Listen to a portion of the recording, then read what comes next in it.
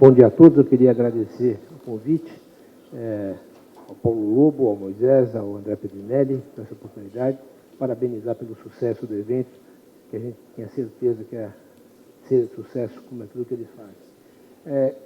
A gente vai falar alguma coisa sobre lesões por sobrecarga no futebol. É importante a gente mencionar que as lesões por sobrecarga, elas acontecem, obviamente, por razões mecânicas e biomecânicas, e basicamente esforço repetitivo. E a causa principal dessas lesões é quando a pessoa começa, num tempo muito curto, querer atingir um desempenho muito alto. Esse é o erro mais frequente de treinamento, e mesmo para atletas de alto desempenho, isso acontece após uma lesão, após um período de intervalo entre duas temporadas, ou quando ele estava temporariamente afastado por outras razões da prática profissional e ele retoma essa atividade. A sobrecarga mecânica é muito maior, é muito mais frequente nos membros inferiores, né? Então, obviamente, elas vão se manifestar muito mais claramente aí, embora possa acontecer em outras regiões, especialmente nos esportes que lidam com outras regiões do corpo. As lesões por sobrecarga, no levantamento da FIFA, para variar, a gente não tem os dados nacionais, ou temos muito poucos dados, as lesões por sobrecarga acontecem numa frequência grande até, né? Obviamente a lesão traumática é muito maior, né? Mas considerando o total de lesão desses pacientes, a lesão por sobrecarga tem a sua importância, embora não seja a mais frequente de todas. Elas se manifestam basicamente no tecido conjuntivo, sobretudo nos tendões, mas pode acontecer em outras estruturas. Ela pode acontecer no osso da fratura de estresse, que vai ser abordada especificamente posteriormente. Ela pode acontecer na sínfise púbica, que é uma articulação, junto com as inserções tendinosas dessa região, mas ela se manifesta no colágeno. E o tecido colágeno e os tendões, no modo geral, são estruturas complexas, onde a gente começa com a fibrila colágena até formar a estrutura como um todo. E essa estrutura tem um baixo metabolismo. A irrigação dessa estrutura não é tão grande e ela caminha de forma muito lenta na sua recuperação e na sua remodelação em função do exercício. Por isso, a necessidade de não dar esse passo maior que a perna durante a atividade física. A gente tem 4 estágios básicos nas inflamações dessas estruturas. O primeiro estágio é um estágio puramente inflamatório, e aqui a gente poderia efetivamente usar o nome tendinite, e o potencial para resolução é muito grande se a gente trata adequadamente esses pacientes. A partir do segundo estágio, a gente já começa a ter alterações patológicas sugestivas do que nós chamamos de tendinose, que é uma degeneração progressiva desse tecido, muito mais do que um processo inflamatório. No estágio 3, algumas rupturas, e no estágio 4, a associação de todas essas coisas, já com fibrose, e eventualmente calcificação desse tecido colágeno. Então, a fase boa de tratar é essa, se a gente tratar bem aqui, e aqui a gente ainda consegue alguma coisa. A partir dessas fases aqui, 3 e 4, realmente o tratamento já fica muito comprometido. Vários autores, como Jocha, Canos, Karin Kahn, Mafuli, têm estudado muito as tendinopatias e contribuíram muito na última década, principalmente nos últimos 15 anos, sobre o melhor conhecimento dessas afecções. Essas degenerações são progressivas a partir da fase 2, começa com hipóxia do tendão, então tem uma degeneração hipóxica, que se transforma em mucoide, tendonipomatose, e no último estágio, como eu falei, da calcificação, as tendinopatias calcárias. E um grande questionamento que existe é por que esse indivíduo tem dor se eu não tenho mais o processo inflamatório propriamente dito, embora ele sempre vai existir em algum grau. Da onde vem a dor dessas lesões? Então, esses fenômenos degenerativos que vão acontecendo nessas evoluções, que podendo chegar também à degeneração angiofibroblástica, após a hiperplasia vascular, muito provavelmente vem por acúmulo do glutaraldeído, que é uma substância que está presente em todas essas degenerações que a gente comentou aqui. Isso provavelmente irrita a terminação nervosa e causa dor. Então, a dor provavelmente vem disso muito mais do que o processo inflamatório. Por isso que a utilização do anti-inflamatório de rotina, tirando o efeito analgésico próprio de todos os anti-inflamatórios, não consegue controlar adequadamente esses processos. Obviamente, no futebol, a gente tem a fratura por estresse, que vai ser comentada, a pubalgia, que também vai ser comentada em separado, que são frequentes, mas a partir daí as principais lesões vão acontecer no joelho, no tornozelo e nos pés, tendo, obviamente, a região do quadril também alguma importância. No joelho, as lesões que a gente tem são as lesões comuns a diversas atividades físicas. A dor anterior no joelho é uma das mais frequentes delas, e elas acontecem ou por um distúrbio biomecânico chamado de síndrome de estresse femoropatelar, que que na verdade é um mau funcionamento, que a gente não caracteriza uma instabilidade propriamente dita, mas a gente identifica um quadro doloroso, geralmente retináculo medial, lateral, que normalmente com a recondução do treinamento a gente pode recuperar esse indivíduo.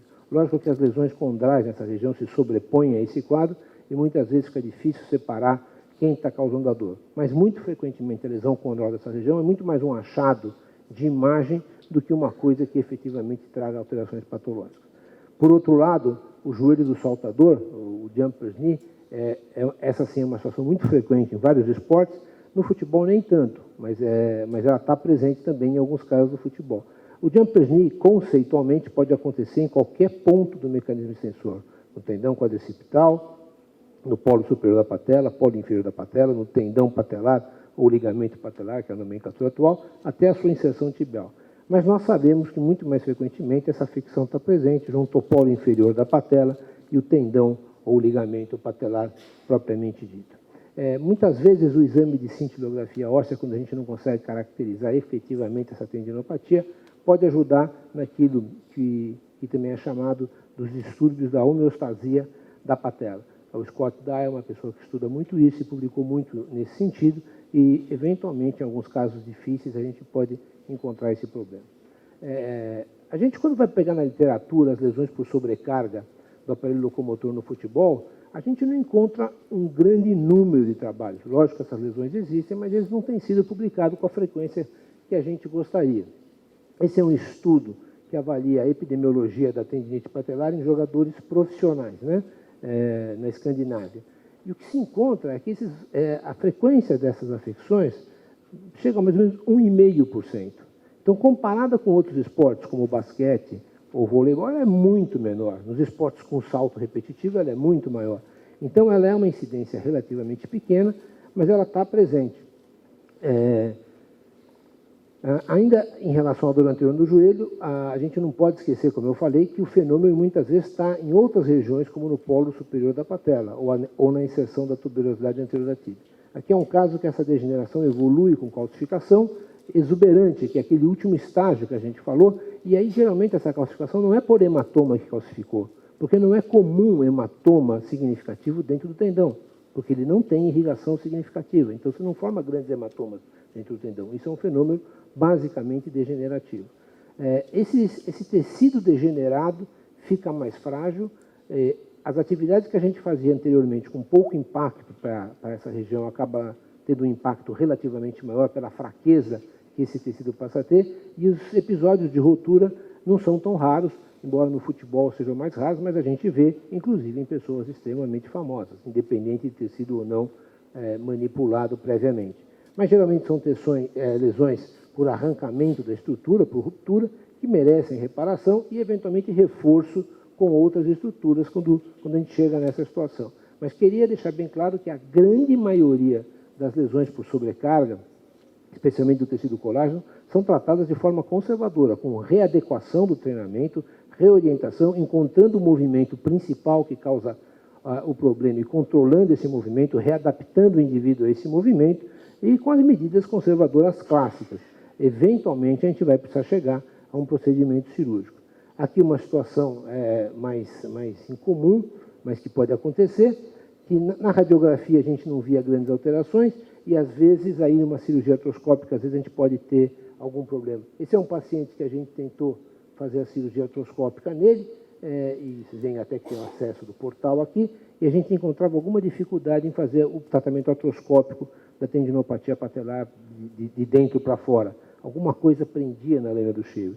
Resolvemos abrir, porque no raio-x não aparecia grande alteração, e o que a gente tinha era um pedaço de calcificação que o raio-x que a gente tinha, provavelmente por estar feito com má qualidade, não mostrava isso adequadamente. Os aspectos clínicos da tendinite patelar são muito importantes. Existem escalas que você pontua. Essa é a escala do Instituto Vitoriano de Medicina do Esporte, da Austrália, onde você pontua e pode dimensionar a gravidade dessa lesão. Uma coisa interessante em relação à lesão é que os estudos mostram, isso aqui é uma figura anatômica das fibras colágenas do tendão patelar, que é o polo inferior da patela, e essas fibras. A doença, a afecção, normalmente está nas fibras profundas, que são as fibras que se unem diretamente ao polo inferior. Existe uma parcela de fibras que passa diretamente por cima do tendão, que é o capuz extensor do joelho. Ele vai de cima a baixo, passando por cima da patela. E a afecção normalmente não está nessas fibras, está nessas fibras que se inserem diretamente no polo inferior. Então, é essa que merece o foco da nossa atenção. Aqui a gente vê a imagem, então, no procedimento cirúrgico. Eu tenho feito normalmente o procedimento aberto, porque tenho receio daquela situação de eventualmente não tirar todo o tecido que eu quero tirar. E é uma cirurgia relativamente simples, onde você vai, obviamente a ressonância te ajuda a localizar a área e a extensão da lesão, mas você vai abrir o meso do tendão, a camada superficial do tendão, que como eu falei está normalmente íntegra, ressecar o tecido profundo, eventualmente a gordura, e especialmente nos casos que o polo inferior da patela é maior, você vai ressecar esse polo inferior e regularizar. A gente faz também algumas perfurações nessa região, especialmente quando eu não tiro esse polo inferior, a perfuração é muito importante, e depois a reinserção desse tendão que foi parcialmente ressecado na sua posição original. Obviamente, a gente tem outras alterações, como na face medial do joelho, o chamado joelho do nadador, que é a entesopatia da origem do ligamento colateral medial. O movimento de chute no futebol frequentemente solicita muito essa estrutura.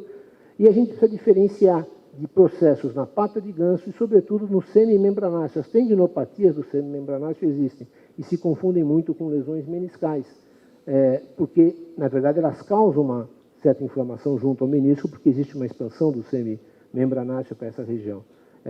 Mas são tendinopatias que têm que ser diferenciadas. Na face lateral do joelho, as sobrecargas do complexo arqueado, sobretudo do ligamento fabelo-fibular e do ligamento arqueado, que são entesopatias como outras quaisquer, especialmente naqueles indivíduos que têm um joelho varo mais evidente.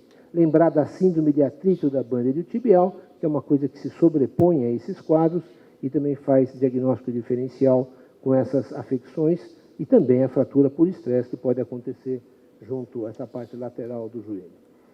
No pé e tornozelo, obviamente, as lesões traumáticas são muito mais frequentes, como a gente já mostrou, mas nós temos lesões tendíneas, tanto agudas quanto crônicas, e, obviamente, a posição anatômica vai nos dar referência de qual estrutura está lesada. O conhecimento anatômico da região que todo ortopedista e médico do esporte tem, permite, normalmente, com muita facilidade, definir qual estrutura anatômica está comprometida. O exame de imagem ajuda a diferenciar em algumas situações, como na porção lateral, que nós temos o fibular curto e o fibular longo, muito próximos um do outro, e a gente pode ver aqui um processo no fibular curto, com uma lesão longitudinal num caso cirúrgico. O Dr. Túlio, especialista em pele das escolas clínicas, me passou essas imagens, e aqui no fibular longo, situações que eventualmente precisam do desbridamento e da reparação e até do reforço desse tendão. E aqui uma imagem do tibial anterior comprometido. O tendão de Aquiles é um tendão muito potente, muito vigoroso, o chamado hoje tendão calcâneo, né? E a ruptura dele, secundária a uma patologia de base, é muito frequente. Esse é um trabalho interessante, publicado em 2011, mostrando que na pré-temporada, quando você tem um tendão que é mais espessado, mesmo que assintomático, coisa identificada pelo ultrassom, esse tendão tem uma chance de, no final da temporada, estar com um processo inflamatório de forma muito mais frequente do que os tendões que não tinham esse espessamento. Então, talvez na avaliação pré-temporada, o exame de ultrassom de algumas estruturas, especialmente aquelas que você detecta no exame clínico que estão alteradas, mereçam ser atendidas. E lembrando, então, a classificação que é usada para tendinite patelar, mas que se aplica a todos os tendões, na verdade, é que quando você está na fase 3 ou 4, que eu já mencionei anteriormente, você está numa fase onde o tratamento clínico dá pouco sucesso e você corre um risco muito grande de necessitar de um tratamento cirúrgico. Obrigado pela atenção do senhor.